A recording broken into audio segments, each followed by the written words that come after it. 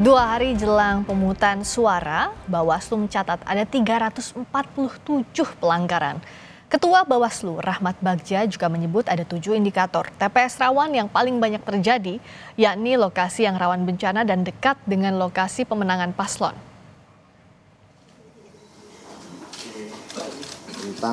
Badan Pengawas Pemilu memetakan sejumlah tempat pemungutan suara atau TPS yang rawan pada pemilu 2024. Ketua Bawaslu Rahmat Bagja menyebut ada 7 indikator TPS rawan yang paling banyak terjadi, 14 indikator yang banyak terjadi dan 1 indikator yang tidak banyak namun perlu diantisipasi. TPS rawan diantaranya lokasi yang rawan bencana dan dekat dengan lokasi pemenangan paslon. Pengambilan data TPS dilakukan pada 3 hingga 8 Februari 2024. Hasilnya terdapat 7 indikator TPS rawan yang paling banyak terjadi, 14 indikator yang banyak terjadi, dan 1 indikator yang tidak banyak terjadi namun tetap perlu diantisipasi.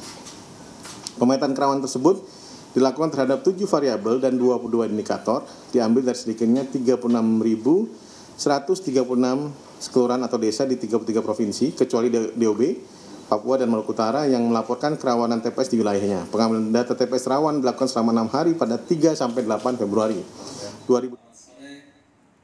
Selama masa tenang, Bawaslu DKI Jakarta juga menggelar patroli pengawasan praktik politik uang.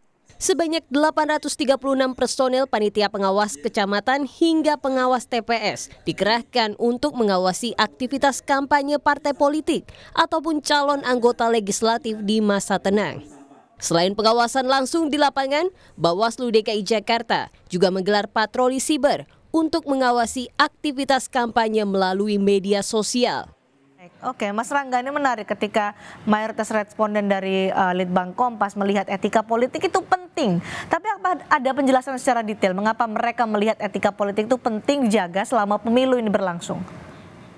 Ya Mbak Cindy, jadi memang menekankan lagi poinnya Pak Komarudin Hidayat ya, bahwa itu sekarang bukan hanya yang menengah ke atas lagi ya, tapi mayoritas masyarakat sekarang itu sudah bisa melihat bahwa etika itu penting nih, faktor penting yang harus tetap dijaga di pemilu. Hasil survei kita 96%, jadi hampir semua masyarakat itu sepakat ya bahwa etika itu penting. Kenapa? Karena memang ujungnya panjang. Misalnya etika ini kemudian juga berhubungan dengan kira-kira nanti pemilu itu berjalan adil.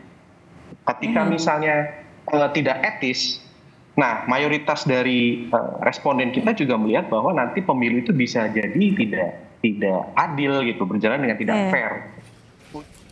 Mengantisipasi kecurangan di masa tenang dan etika politik menjadi penting untuk dijaga. Peneliti Litbang Kompas Rangga Eka Sakti menyebut mayoritas masyarakat menilai pentingnya menjaga etika politik dalam pemilu karena menjadi gambaran apakah pemilu adil atau tidak.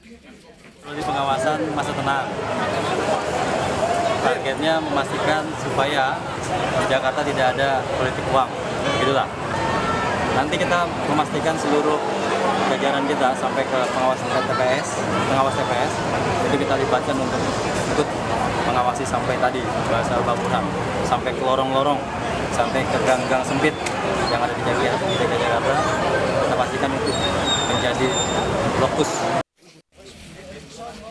Masa tenang pemilu 2024 berlangsung mulai 11 hingga 13 Februari 2024.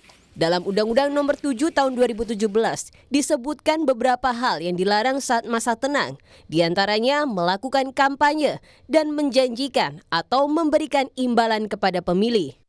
Kepada media massa dilarang mengunggah berita pemilu. Lembaga survei juga dilarang mengumumkan hasil survei atau jajak pendapat terkait pemilu. 2 hari jelang pemungutan suara, Bawaslu mencatat ada 327 pelanggaran. Bersama Sentra Penegakan Hukum Terpadu, Bawaslu tengah melakukan proses pada pelanggaran yang ada. Tim Liputan Kompas TV.